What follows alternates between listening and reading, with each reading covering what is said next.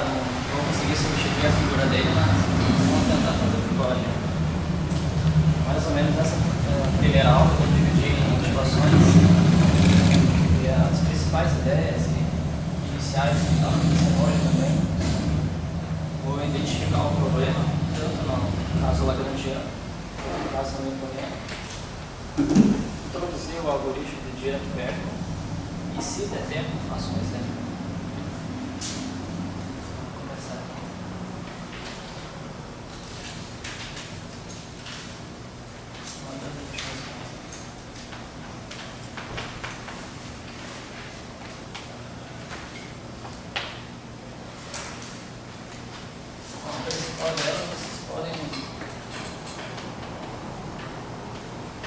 Na fonte, que é aquele segmento aqui que você testou para mim, né, que eu tinha em casa. Esse aqui é realmente beber água da fonte, que é a dúvida do dia. E veja, só colocar aqui.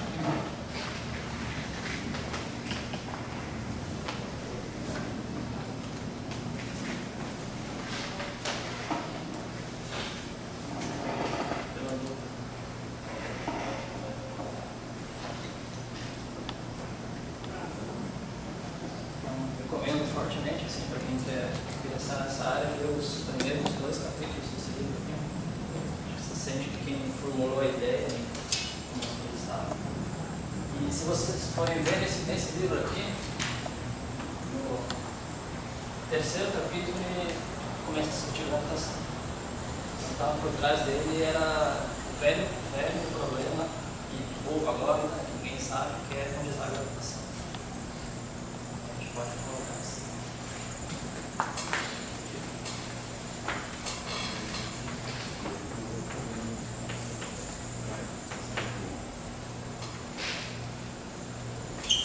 O que eu quero colocar para vocês é a quantização canônica. Então, essa vai ser as motivações.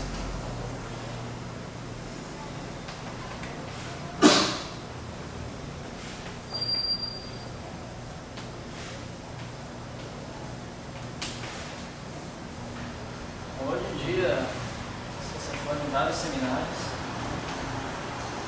apareceu uma série de quantizações, por exemplo,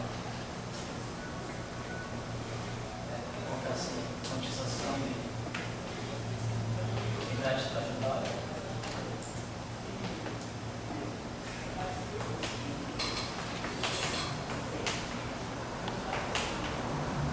Vamos colocar a quantização estocástica.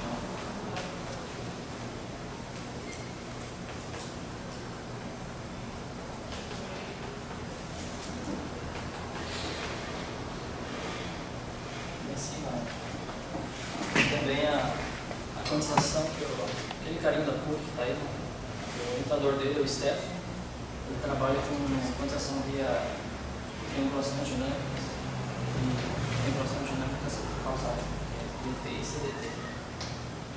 Mas enfim, né, tem várias maneiras de você quantizar um problema, mas a gente já está explorando esse problema.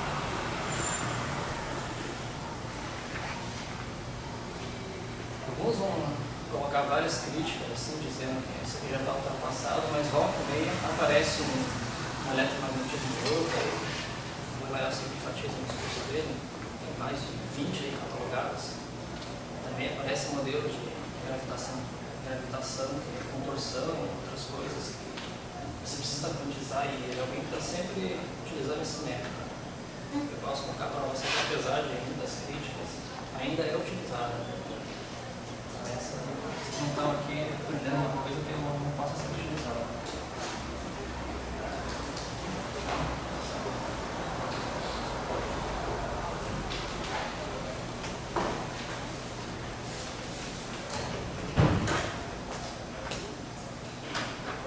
Por exemplo, no caso típico, é eletrodinâmica. Se vocês forem ver bem, tem acho que uns 3 caras, né? O professor Acioli, ele orientou alguns alunos, né, na área dessas eletrodinâmicas novas aí. Talvez não tenha o nome da pessoa, deve ser o Thiago, o Rodrigo ou o Jefferson. Um dos 3 fez uma dissertação do tese de doutorado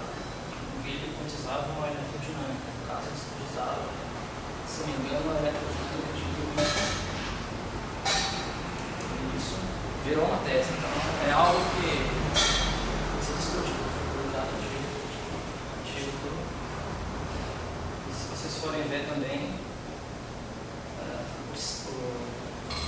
gravitação quântica assim, é uma coisa que volta e meia apareceu um modelo. Então, você fica lá no archive, apareceu um modelo que é Vale Cell. Primeiro que fizer a condensação de carbono, para o crédito. Estou querendo que eles mais ou menos com vocês.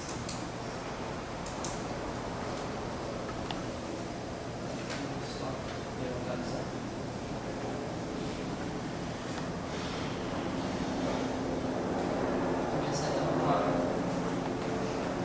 Revisão aí,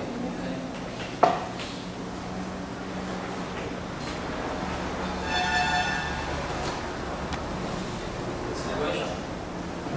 Você ligou aí? Está trocando.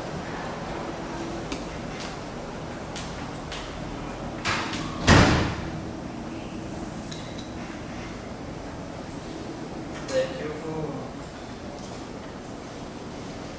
dividir em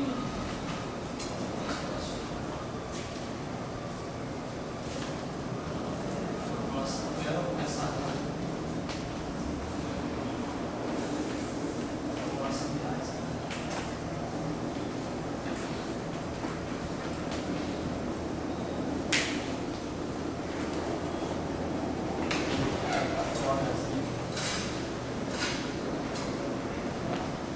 Talvez alguns não tenham visto, dependendo se o cara vem da licenciatura, eles veem a mesma informação de cheiro, diferente.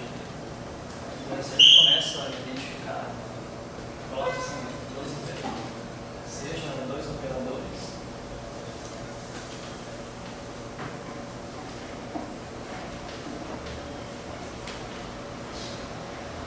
não dá para achar que é.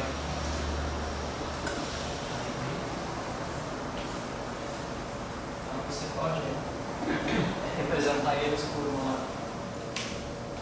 representados por uma prisma ou pela diferencial.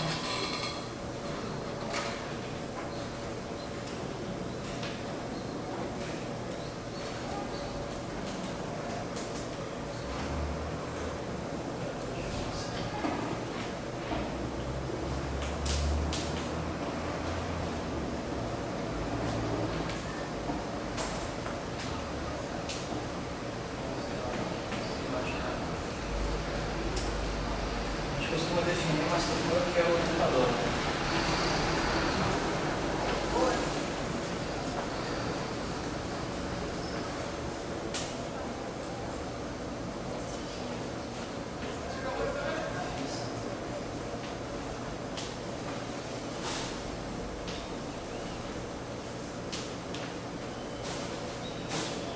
Agora a gente tem que começar a explorar essas coordenadas desse computador.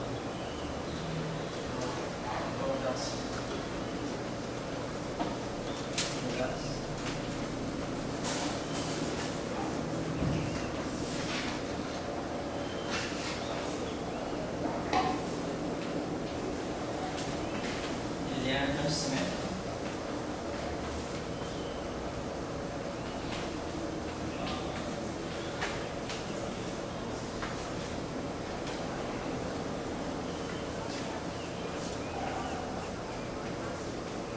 O mesmo operador.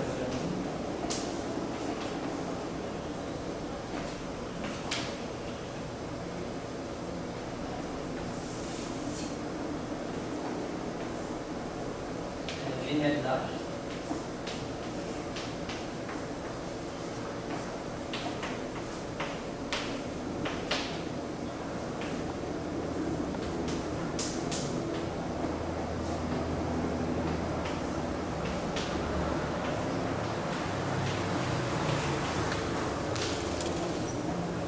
Depois vem a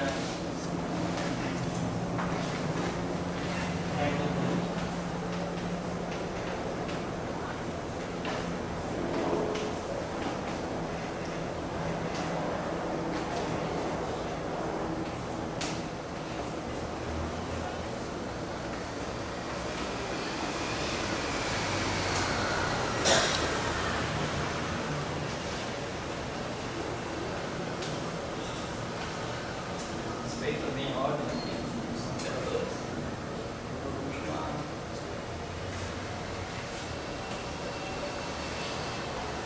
da plataforma.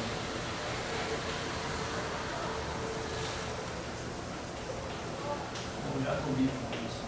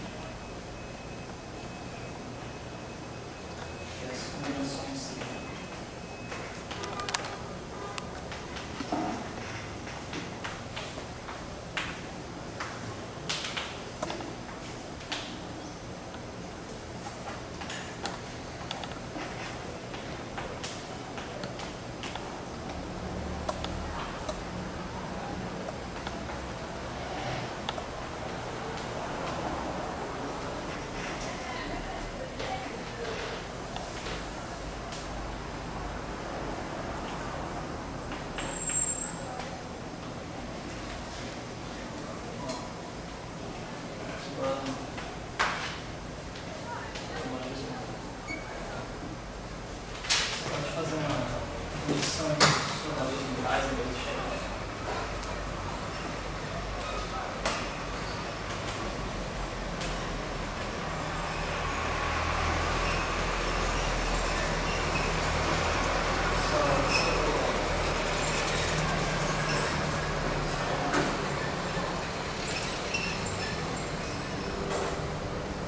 Ainda continuar no formalismo cheio. Então essas são as propriedades do computador.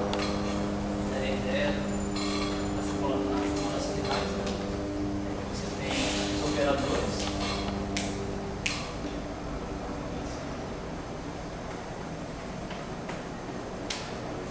Eles satisfazem essa equação de movimento.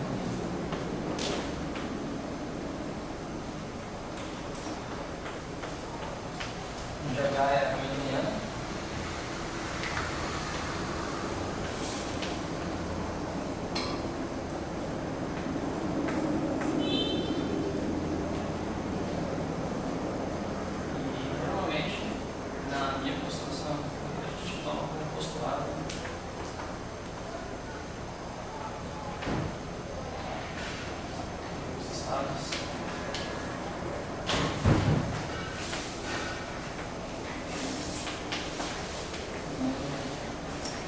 A minha construção é essa, a formulação de raiz, os operadores evoluem no tempo.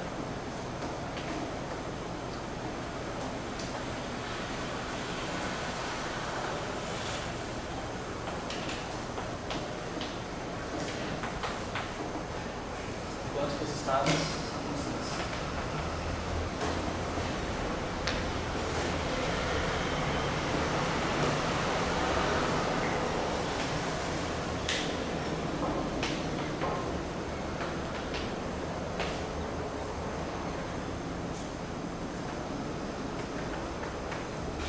Estava dizendo, a gente pode fazer uma conexão entre as formulações de raiz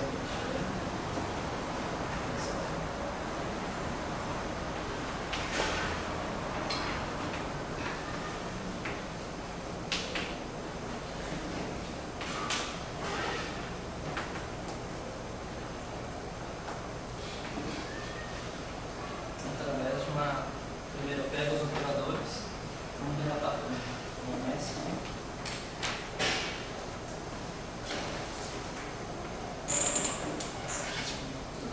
Aplico uma transformação de similaridade.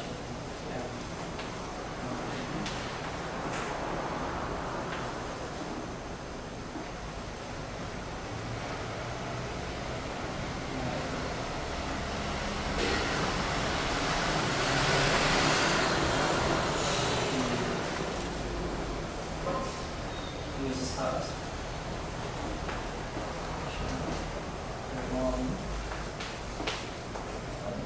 Sempre assim, os operadores evoluem, sofrem uma transformação de similaridade, o estado sofre uma transformação.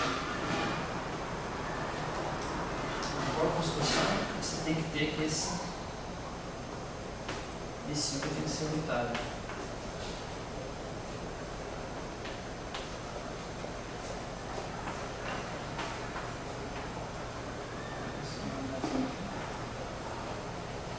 Se fizer essa transformação sim aqui, aqui rasa. Se eu pego essa transformação do C aqui, substituo o U, eu passo o U para lá, vai para o DAG. Eu tenho aqui o DAG, agora tem entidade.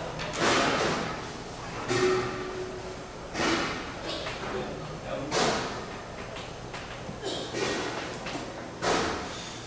está garantido porque você quer preservar as probabilidades, então se você preserva o recurso, automaticamente você preserva o conceito de probabilidade. Eu preciso mostrar com essa prescrição aí, a gente obtém a equação.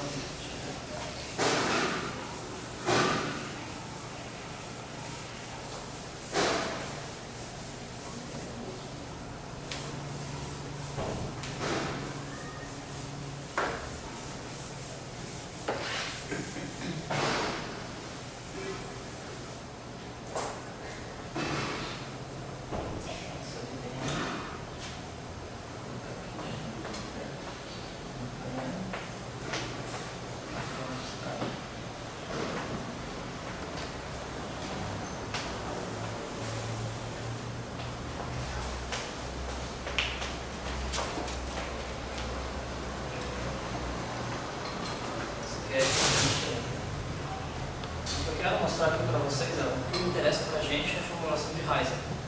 Estou fazendo a conexão com a formulação de Heisenberg através de transformação de singularidade. O que a gente normalmente, não sei se vocês, mas o que eu vi no curso, nos cursos de graduação, é que eles dizem que isso aqui é um postulado. Você postula isso daqui. O que eu fiz foi, você pode mostrar que eu troco o postulado, postulo isso aqui, para que eu obtenha isso aqui. Da mesma maneira, a gente pode brincar com representações. Por exemplo, você vai representação de interação, ou a chamada representação de Fourier, e começa a brincar com essas transformações aí e reduzir um monte de coisa. Mas, para a gente, assim, isso daí já é suficiente.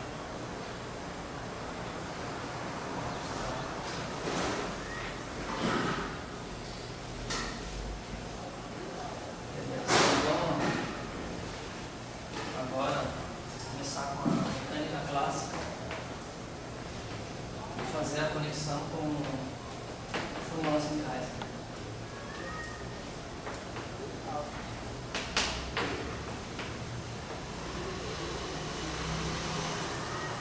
Vamos até primeiro ao formalismo hamiltoniano.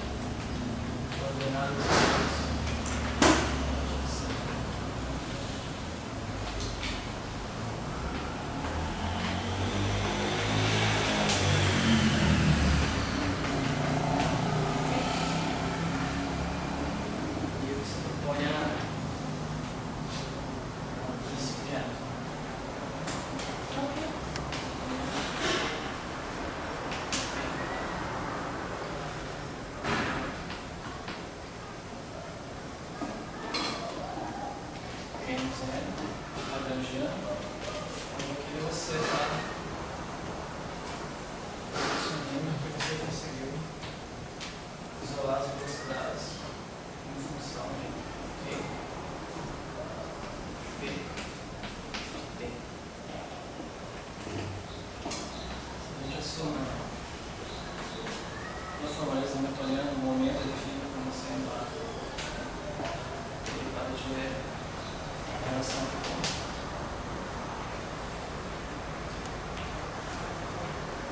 aqui entende que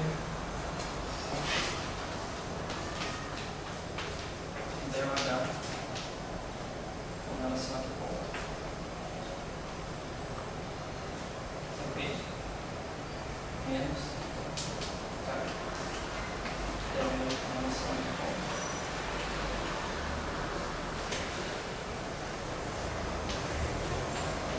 Isso aqui, pela definição dos momentos, é zero. A gente pode dizer que, de fato, a harmônica é uma função de Q e P. Possivelmente pode depender explicitamente do tempo, né? E ela não depende do que ponto, porque você utilizou essa relação para eliminar as velocidades em termos das variáveis de espaço e fase.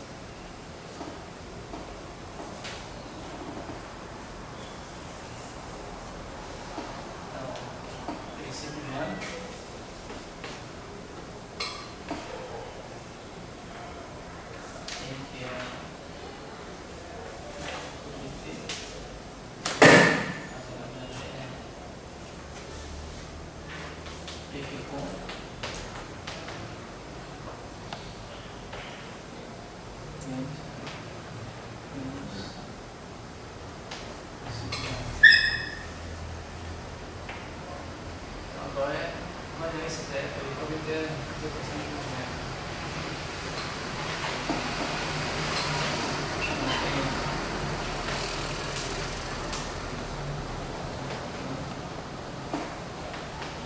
Um, dois. E a forma que não.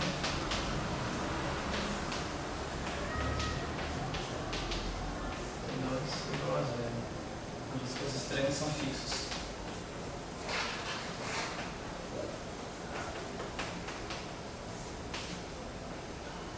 Construir essas coisas básicas aí porque a gente vai repetir essa mesma coisa para os sistemas vinculados, então é bom que o cara esteja já quente nisso.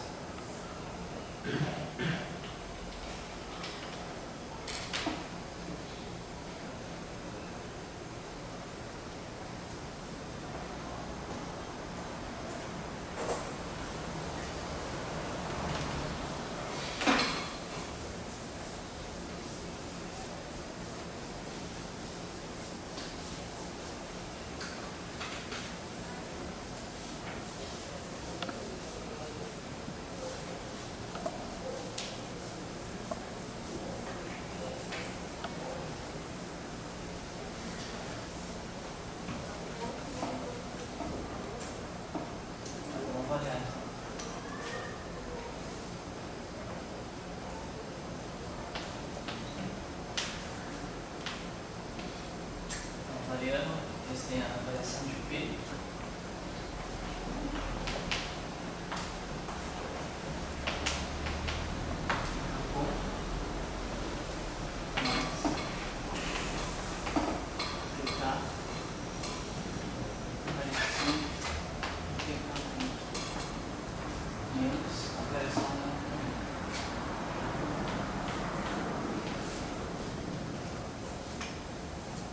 Isso aqui dependeu da.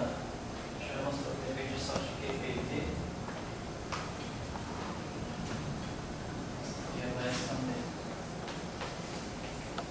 De H com relação a PK.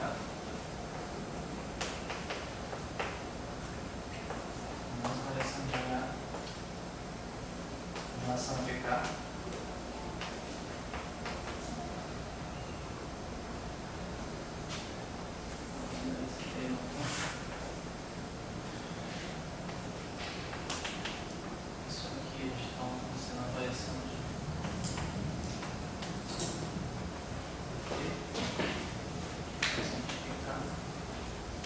Menos de uma integração por partes. E como a gente manter os termos fixos, esse aqui é o menos PK ponto variação de PK. E aí só uma pergunta, se alguém se sente incomodado em eu ter assumido isso aqui.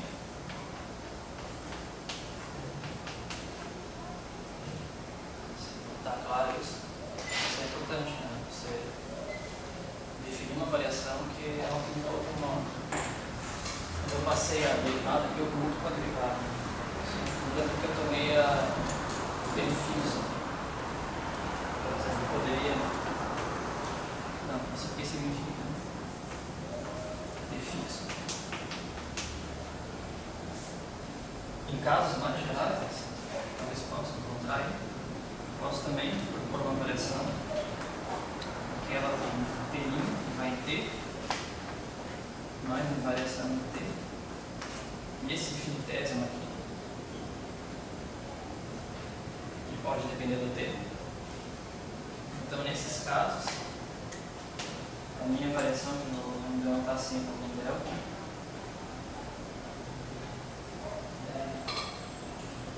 só mudar esse delta aqui para não confundir esse nome. Está assumindo que a hamiltoniana ela não depende explicitamente do tempo.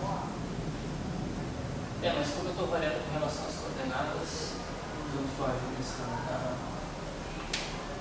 mas o tempo não tem fixo. Então, se você tivesse uma coisa, eu tenho um delta t e esse delta t vai ser zero.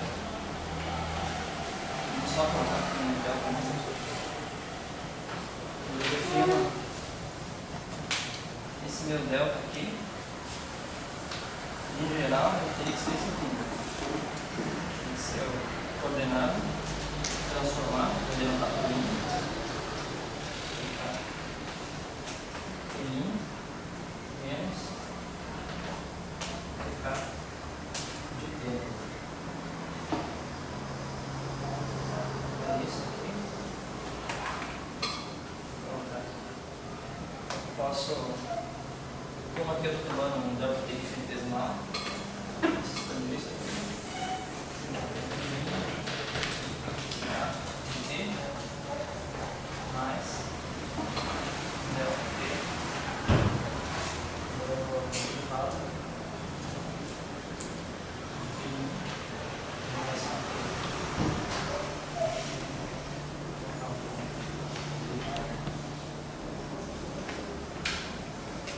Então, o que eu defino como delta normal é o meu QK' de T menos QK de T, ou seja, essa aqui é um delta de QK.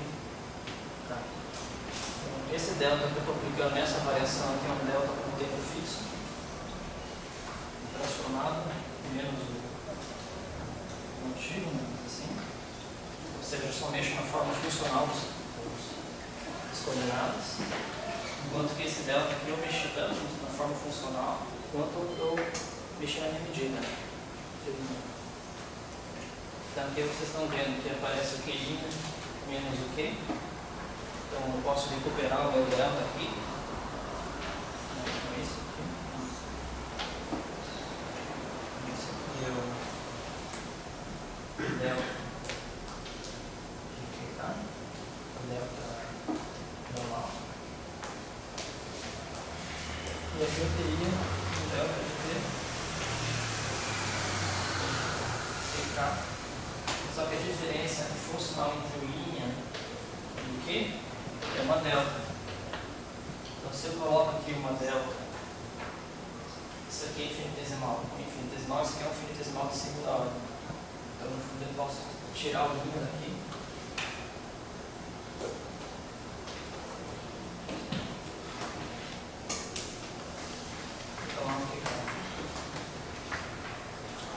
Está evidente, né? Se você atua o operador de derivada aqui, o operador de derivada conta com esse delta. Mas porque essa derivada vai doar aqui, né? Então, nesses tipos aqui você mexe na tua medida, mexeu no tempo, não deixou ele mais fixo, você vai ter que esses tipos de variações aí.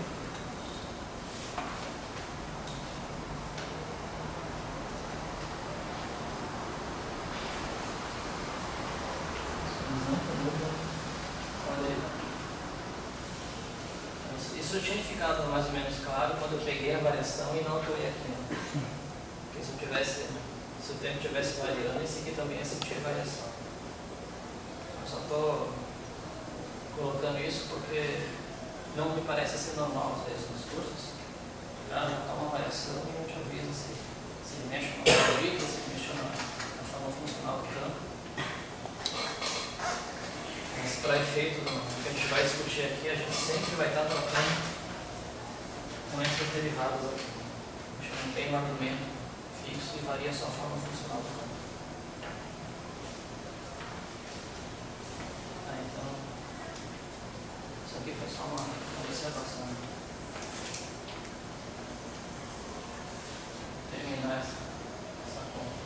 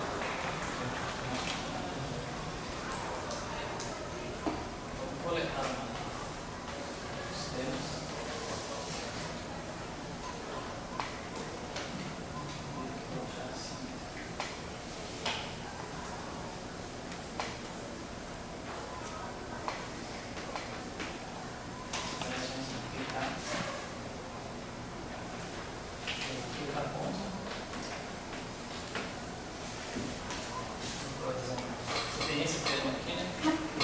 Variação de H com relação aqui, mas tem um sinal aí.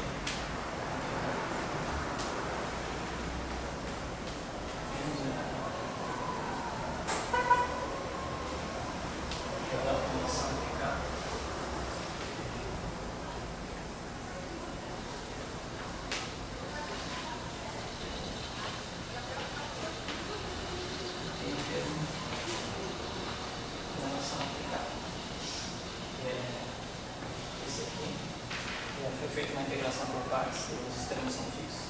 Então, tem a variação de PK é menos PK.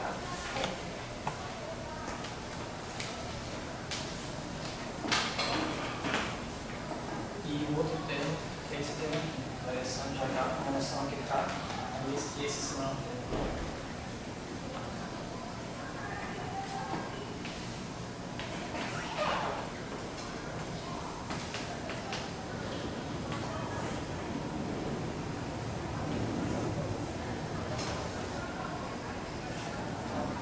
Essas variações são arbitrárias. Igual a zero. Igual a zero.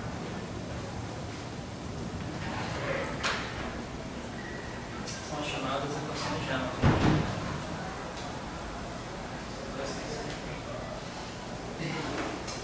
Vamos agora então, a gente já sabe como funcionam as evoluções das coordenadas no espaço de fase. Vamos agora obter a evolução de uma variável dinâmica qualquer, seja a função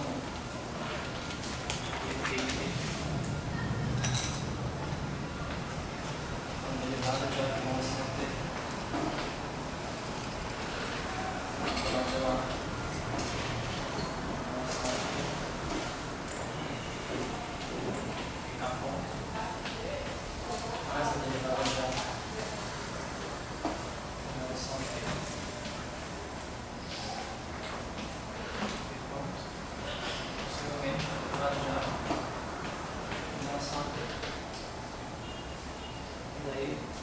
Vai substituir as equações de Hamilton, essas aqui, aqui.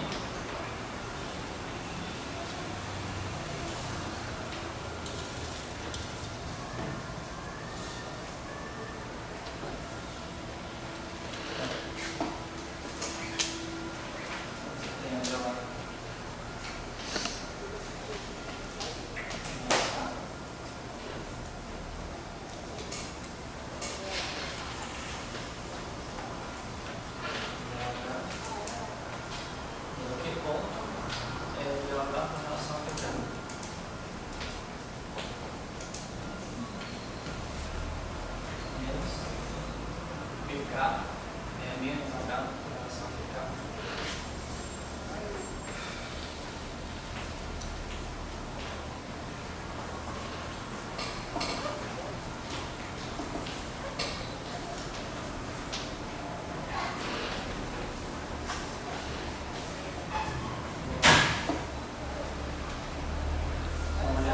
esse clarim aqui,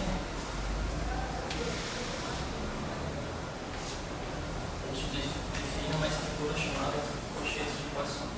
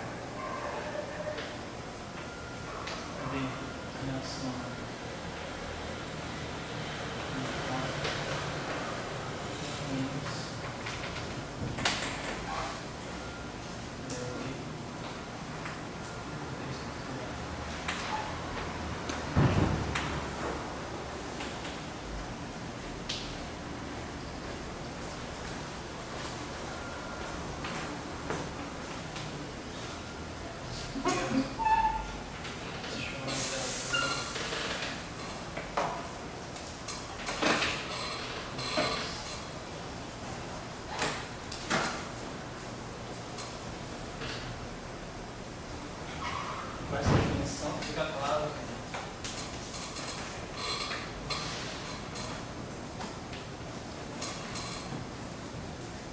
VADT, VA,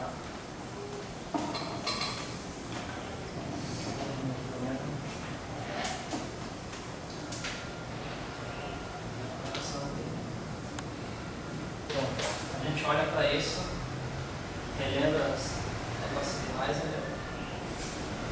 fica meio na cara do que vai fazer para utilizar essas coisas.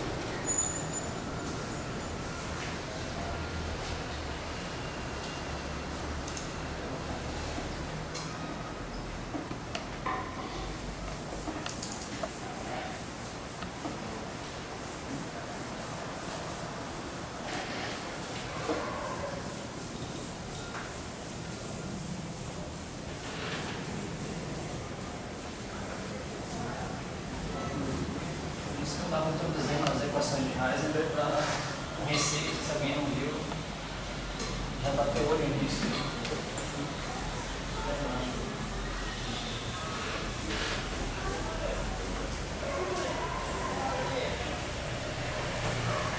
Vocês podem ter. Antes disso, vocês podem mostrar, né?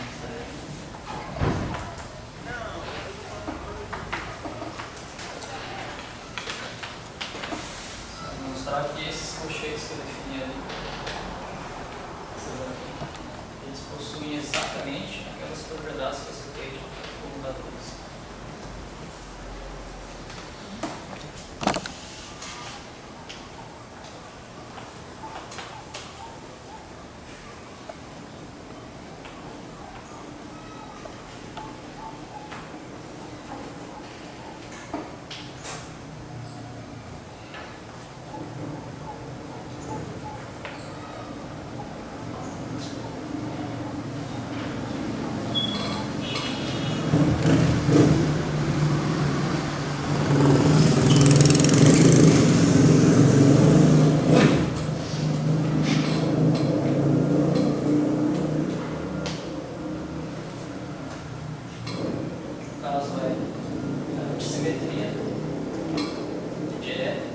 Trocar com o tridimensional aqui, o átomo é zero, a linearidade com os operadores lineares, essas são derivadas sem linearidade, a do produto também é fácil, e eu já vou ter que trabalhar um pouco mais, mas dá para mostrar essas propriedades.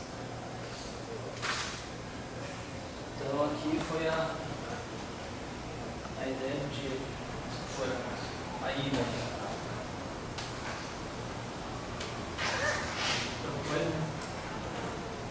E esses colchetes de Poisson, eles são levados exatamente no computador, no campo quântico.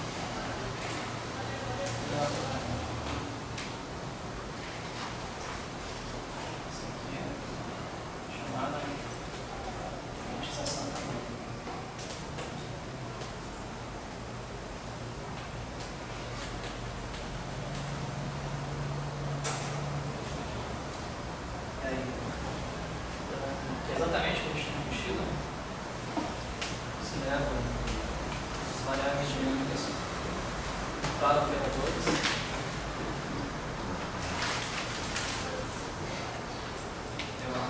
Aqui eu estou mentindo que ele faz, sempre faço entendido. Vamos caminhando.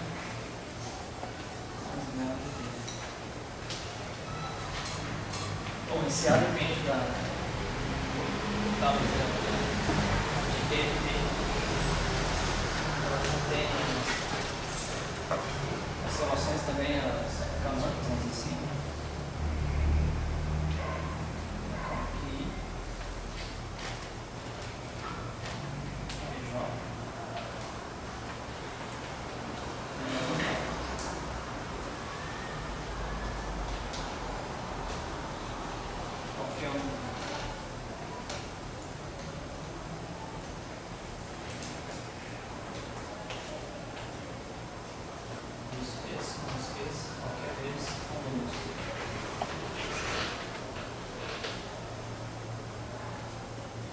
Exatamente, olhando essas duas sujeitos de equação, posso, no dia que colocou essa ilha, né, eu vou de um sistema clássico para um sistema quântico, apenas ligando, vendo que tem essa estrutura logética, assim eu faço essa correspondência dos colchetes de equação para computadores. Eu tenho que ir para trás, só para corrigir aqui.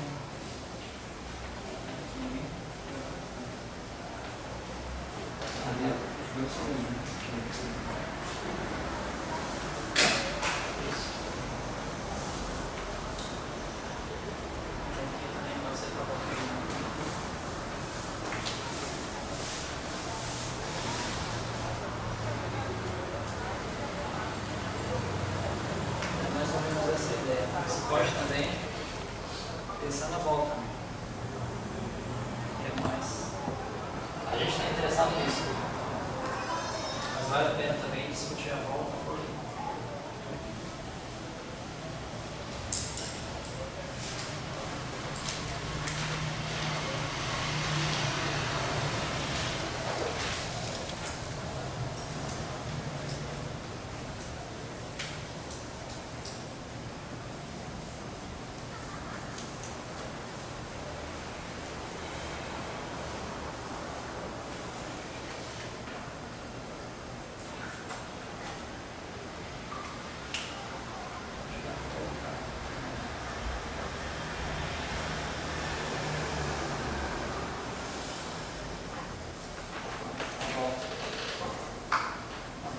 Pega o computador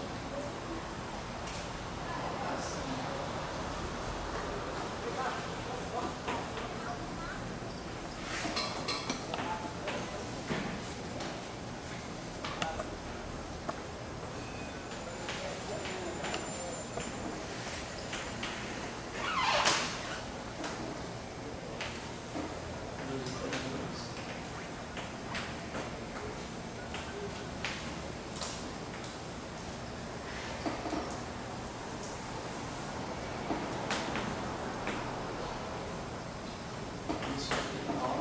Corresponde ao cálculo dos cochetes.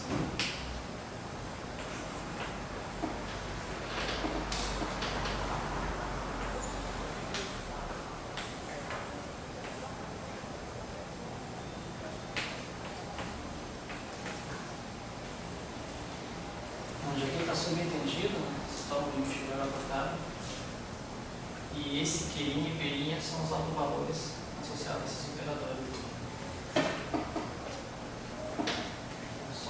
Comentário, a ilha parece ser mais tranquila, mas essa volta aí é uma coisa extremamente complicada. Agora, diz, você tomar só esse limite aí, isso pode ser um assunto assim que não tem fim. Deixa eu ter lá. Isso eu nem conhecia, né? Essas coisas que eu estou apresentando para vocês são que eu trabalhei mais ou menos 5 ou 6 anos atrás. Tirando de cabeça, assim. Mas eu conversando com o Elael, assim, ele me deu um carinho aqui, que é... Tem um livro, vou deixar para vocês, eu recomendo bastante.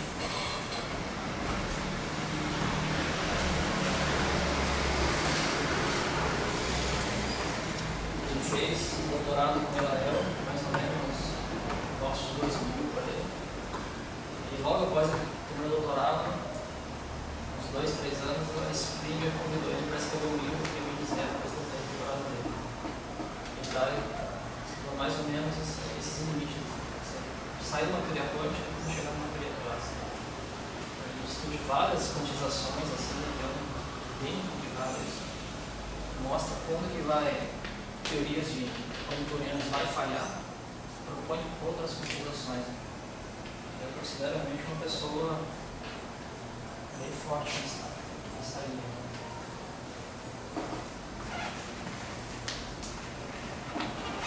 Isso é mais para motivar a gente, saber que a gente pode também terminar a nossa tese e ser convidado para escrever um livro. Né?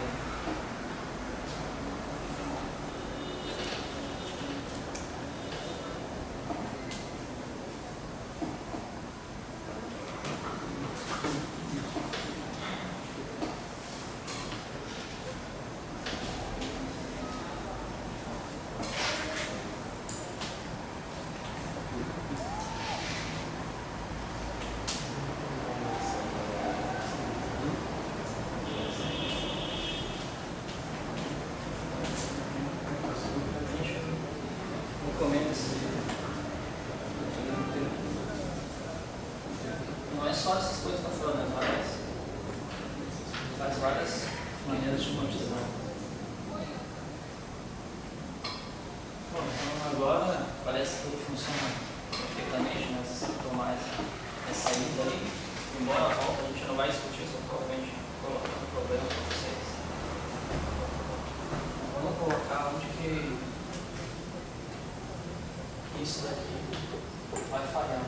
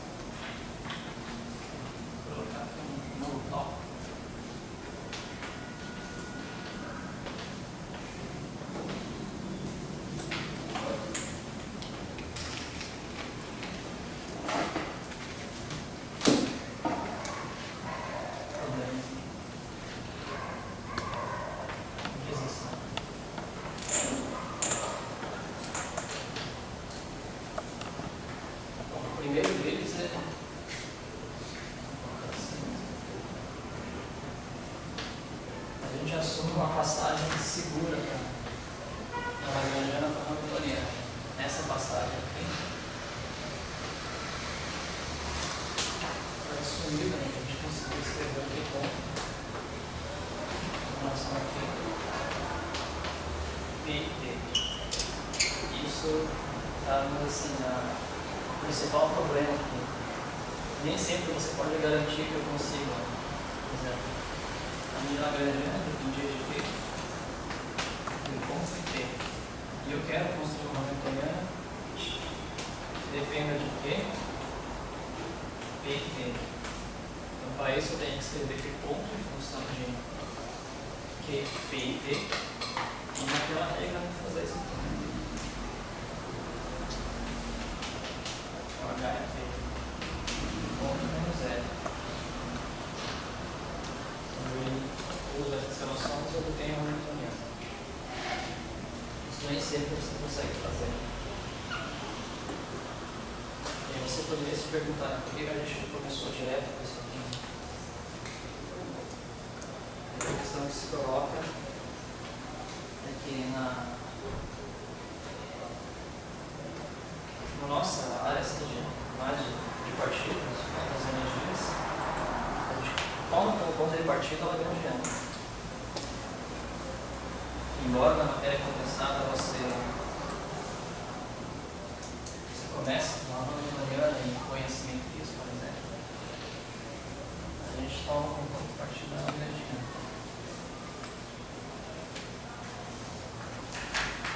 As razões para isso, né?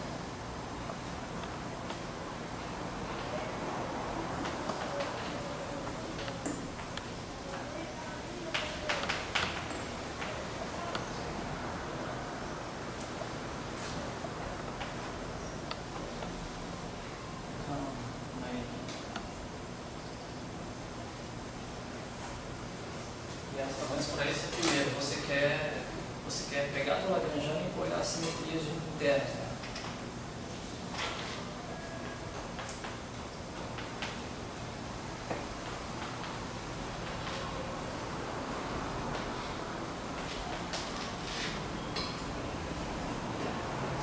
Colocar aqui, né? Lá em News, né?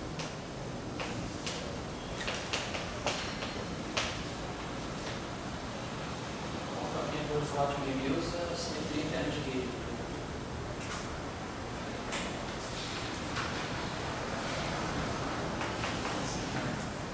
E aqui mesmo pode ser modelo padrão, S2,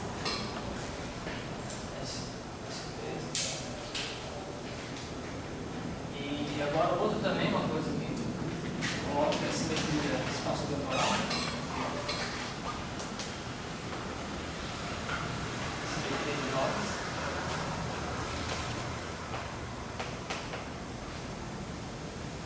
Então, e você colocar a simetria de Lorentz numa hamiltoniana de maneira manifesta no problema, você colocar assim de maneira bem simples. Então, vai introduzir para vocês um intervalo invariante.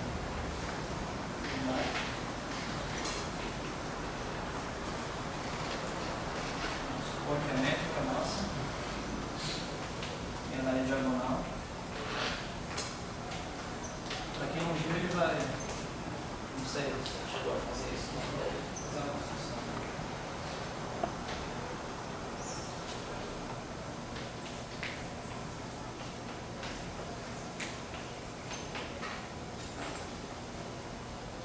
Qual que é a diferença entre esse lado e esse lado? Aqui você escreveu as coisas de uma forma tensorial. Então você olha a simetria de Lorentz de uma forma manifesta. Enquanto que aqui você existe também a invariância sobre o grupo S. S é 1, 3. Mas aqui você quebrou as coordenadas que tem distribuição de x mínimo. X0, vou colocar assim, x vetor, x, menos embaixo, x0, menos x vetor. Então aqui é o delta, parece o delta. Esse lado é invariante sobre S3, esse aqui também é invariante sobre S3. Mas aqui você tem a forma tensorial e aqui você tem a forma que você quebrou as coisas em coordenadas. A diferença é que normalmente isso aqui você está assim, você consegue fazer isso na Lagrangiana e aqui você faz isso na Hamiltoniana. Quando você passa do formato Lagrangiano para o Hamiltoniano, você normalmente, dificilmente você consegue manter essa forma tensorial. Você parte para essa forma aqui. Então você meio que quebrou a forma manifesta, embora a simetria esteja lá. Então, agora você propor um problema complicado assim, é muito mais fácil você começar daqui e propor de forma tensorial, porque você sabe, olhando de cara, você fala, você tem simetria de Lorentz. Agora você pega um negócio extremamente complicado, você falar isso aqui é simetria de Lorentz, já vai ser um problema para a gente. Por isso que eu mais ou menos tentando motivar porque que isso aqui é o nosso ponto de partida, não também. Publicado mesmo, é um problema da TNT como volta. Assim, eu vou apurar isso aí, eu estou dizendo. Você falou mais fácil no final, como publicar o problema. Para você, assim, a gente começa com a Lagrangiana de Gauge ponto, que eu estou mais ou menos motivando ali.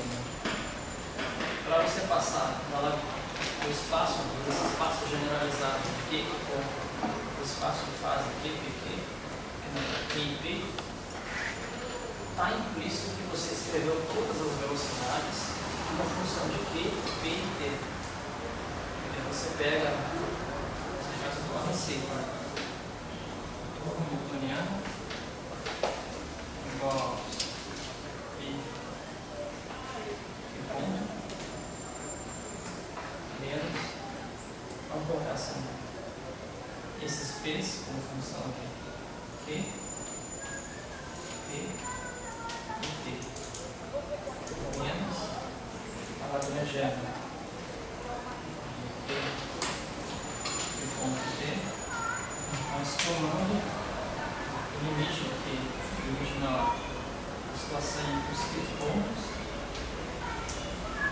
São funções de T e P e T. Eu digo que também está implícito, né? A definição do momento. Ficar del L.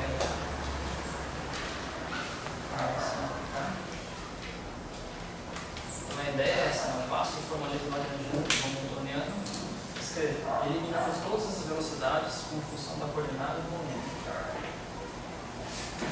Aqui eliminei a velocidade. E aqui na lagrangiana também elimino.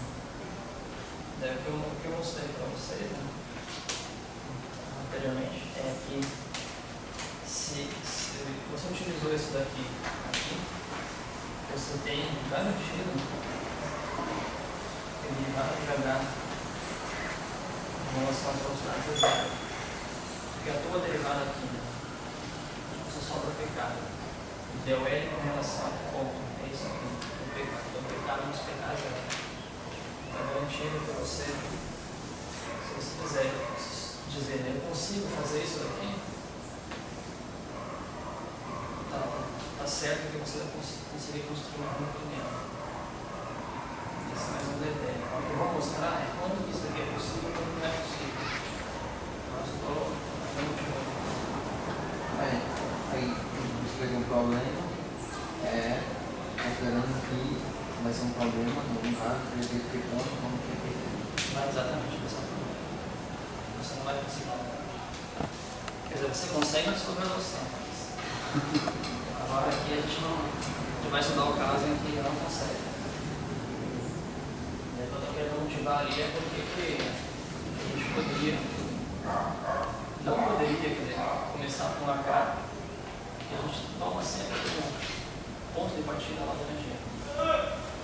Essas são as ideias. Mas tem mais coisas aqui.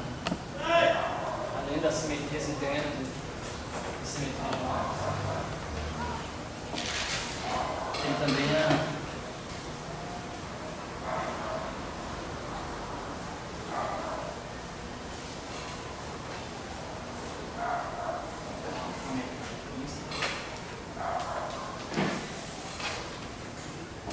campos auxiliares e campos compensadores.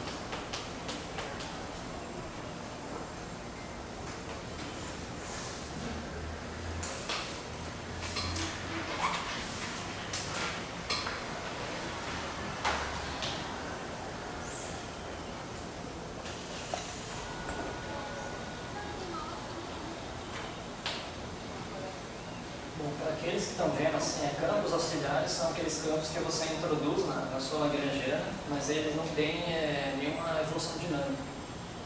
Por exemplo, normalmente aparecem em supersimetria, devido à estrutura da própria supersimetria. E ele Mills, acho que ela se não fez, vai construir toda a teoria de Mills através do formalismo de primeira ordem. Então ali ele vai utilizar campos auxiliares. Em outras palavras, eu tenho na lagrangiana um campo e quando eu digo campo, a gente está falando de mecânica que interpreta como coordenada. Então, um campo auxiliar, vamos dizer assim, é um que não existe. Vou colocar só para deixar mais simples. Deixa eu voltar para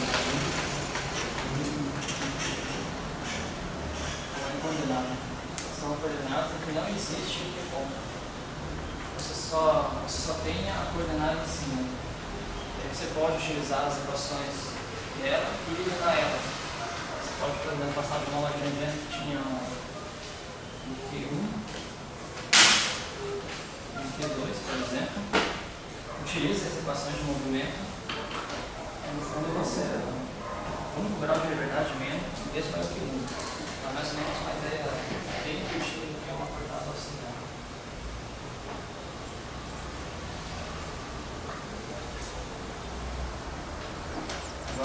questão de campos coordenados por campos compensadores, eu acho que eu vou deixar para vocês perguntarem para o Rael quando ele introduzir para vocês as equações de Maxwell na forma relativística e for discutir a fixação de gauge, vocês perguntam para ele o que seria uma fixação de gauge utilizando o campo compensador.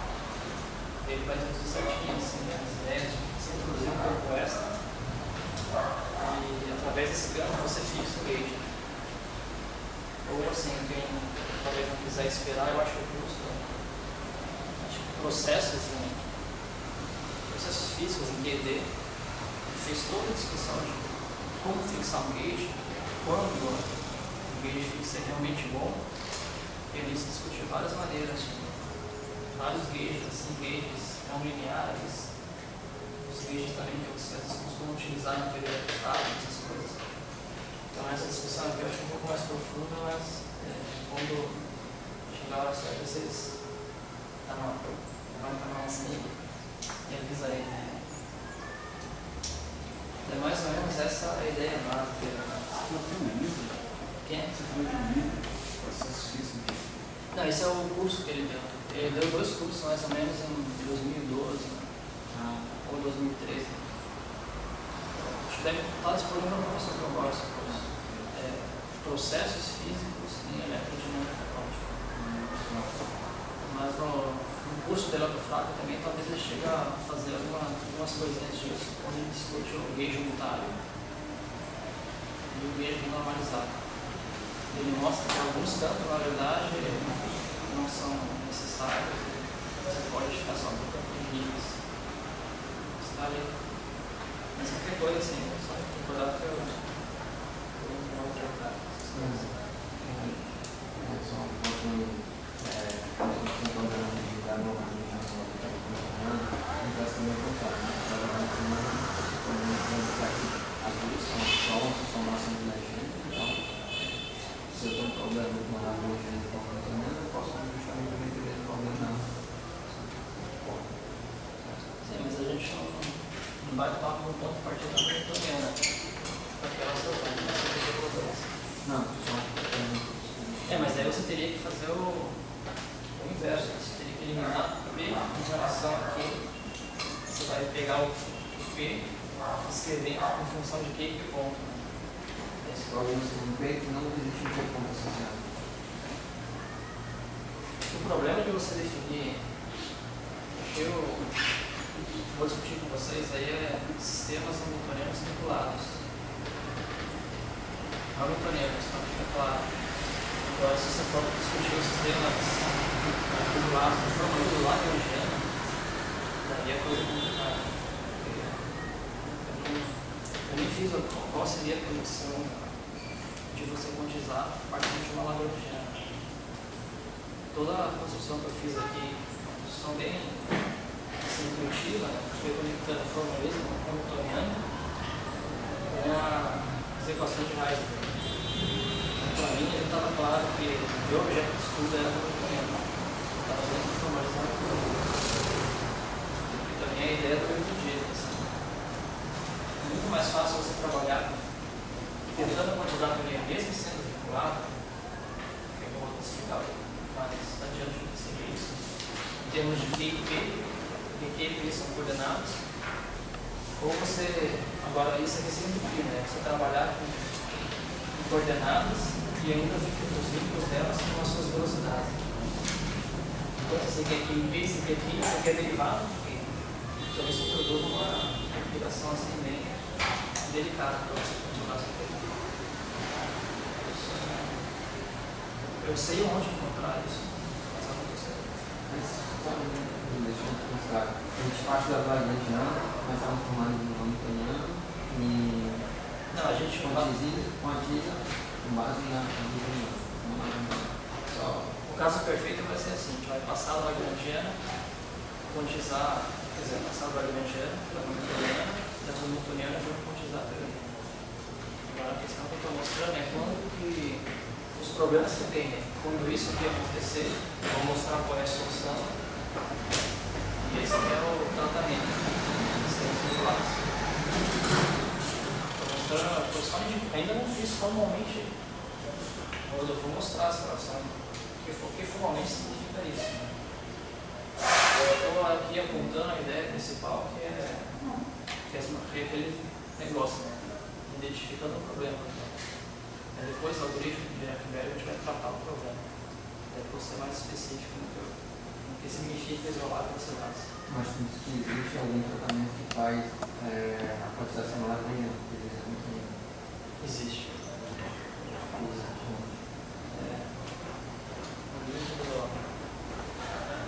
Talvez mais tarde assim, eu possa até fazer um PDF assim, para disponibilizar sobre todas as referências. Né? Mas nessa que eu conheço é o livro.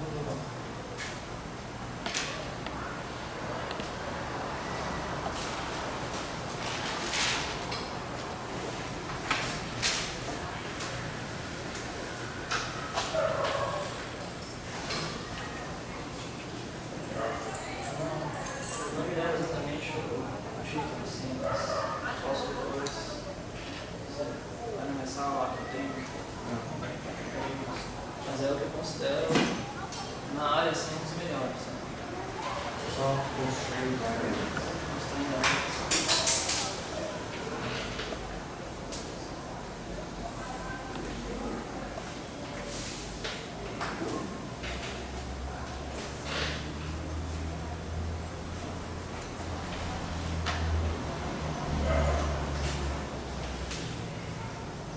Aí ele discute bem que seria uma teoria que eu não quero seguir como newtoniano e discutir só em nível newtoniano.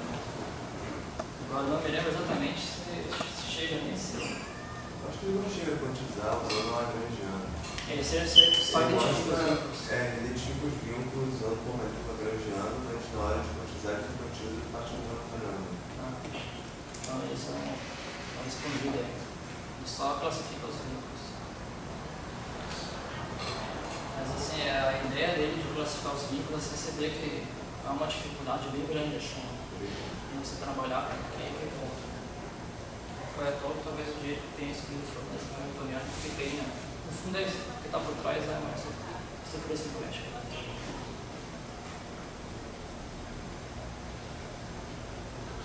Mas talvez assim, alguém tenha tentado fazer alguma conexão com a integridade trajetória. Isso realmente não sei, sabe? E se souber, assim, já faz quase 5 anos, então é difícil lembrar.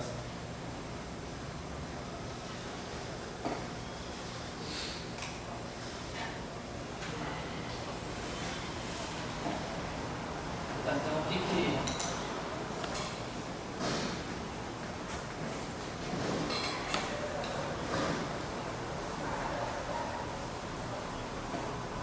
normalmente, né, a existência dessas coisas aqui, né, pode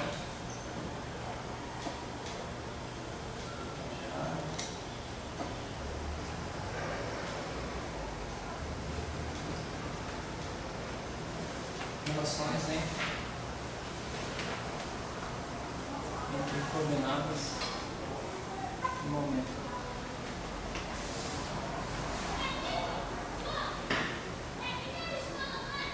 Ou em outras palavras, você vai ter aqui alguns assim,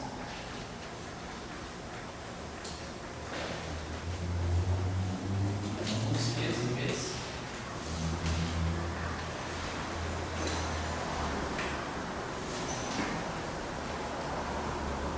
Não são dependentes.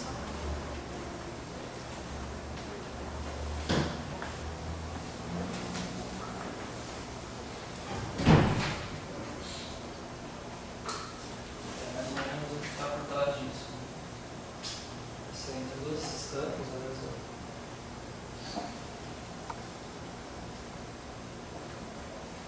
e normalmente a gente denota, fica mais claro, né? Mas o que está por trás desses vínculos são essas aqui.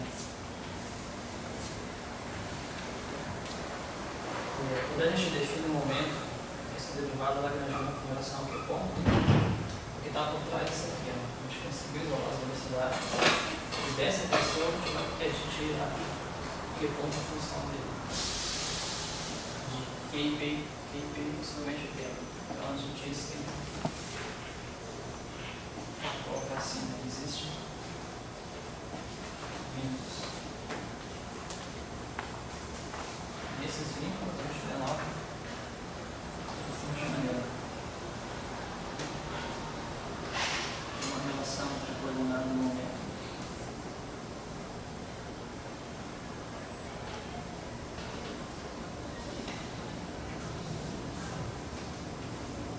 Vou colocar aqui um índice M.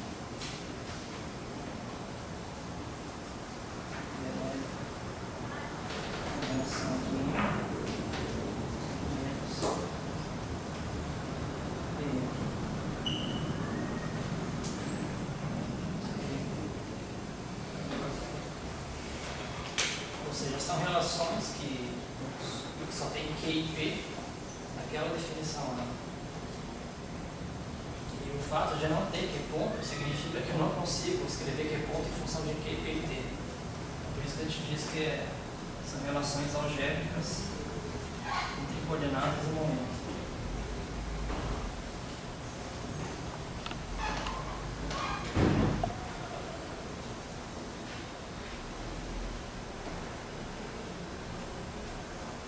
Em outras palavras, historicamente, como se eu estivesse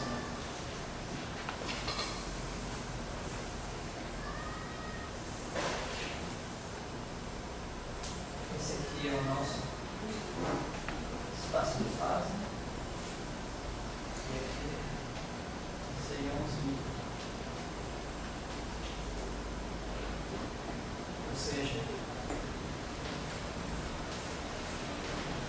eu tenho meu espaço de fase, e no espaço de fase eu cortei ele e a intersecção dele é as relações entre P e P.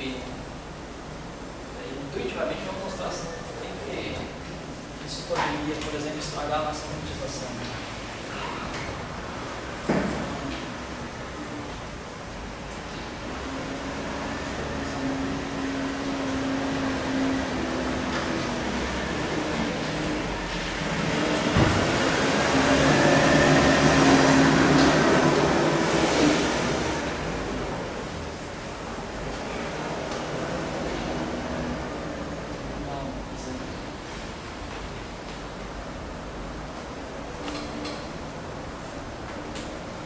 Bem intuitivo, suponha, por exemplo, que existisse um vínculo, tem um sistema lá que está escrevendo o caso grau de liberdade, e nesse sistema você tem um vínculo que diz o seguinte: coordenada 3 é igual a 1/6 do P3. Isso aqui é igual a 0. Por exemplo, você vai quantizar o sistema. Vamos quantizar o sistema nessa região aqui. Ou seja, uma região que eu estou fora da hipersuperfície dos vínculos. Vamos quantizar aqui. Necessariamente aqui. I. PJ. E ela vai estar no delta J. Então, claramente, Q3 e P3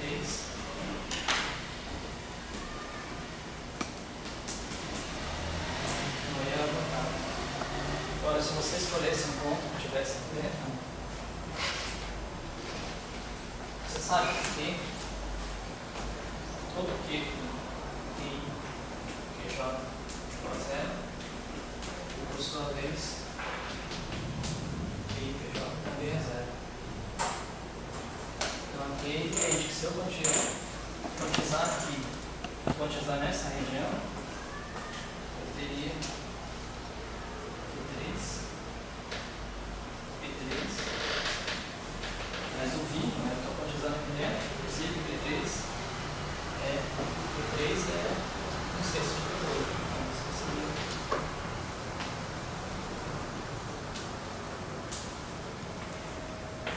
outra vez as equações de Hagen me disse que isso aqui tem que ser 0. Ou seja, estou mostrando que P3 igual a 0. E do outro lado, P3 igual a 0. Então, intuitivamente, eu não vou fazer um exemplo muito complexo, mas já dá para ver que qualquer relação que tenha entre as coordenadas de momento já vai fazer com que a tua organização simplesmente dizer que o teu x de equação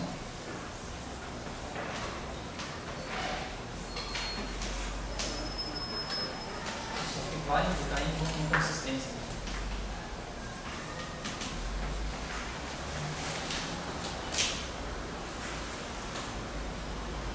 Esse aqui é um exemplo bem bobo assim, mas já dá para perceber que eu não posso dizer que meu sistema está restringido só aqui ou só aqui.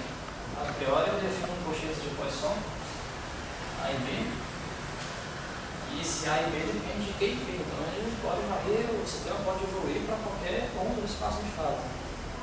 Vou utilizar a teoria em uma região ou em outra, eu tenho inconsistência.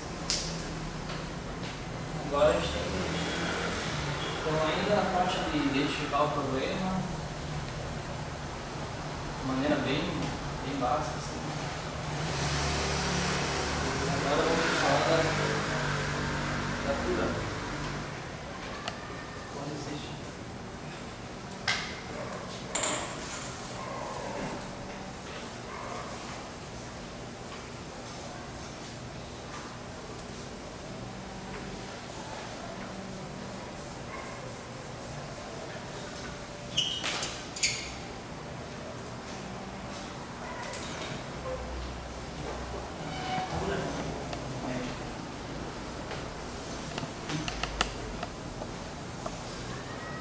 Existem duas possibilidades. A primeira, que é a gente começa em ponto de partida com um espaço de fase Q e P.